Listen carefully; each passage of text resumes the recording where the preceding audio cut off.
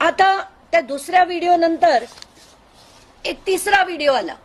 त्याच्यात हाच सतीश भोसले हा गाडीत प्रचंड प्रमाणात असे पैशा नोटांच्या बंडलाच्या बंडला अशा फेकताना दिसतोय.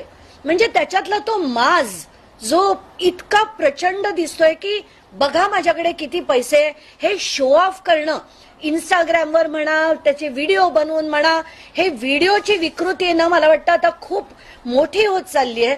आणि ही दहशत करण्याचं हे जे साधन आहे ते बंद करण्याची गरज आहे.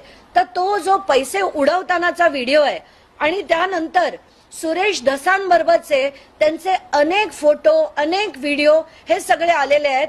आणि आज माझी मागणी आहे की सुरेश धसांनी याच्यावर स्टेटमेंट द्यावं.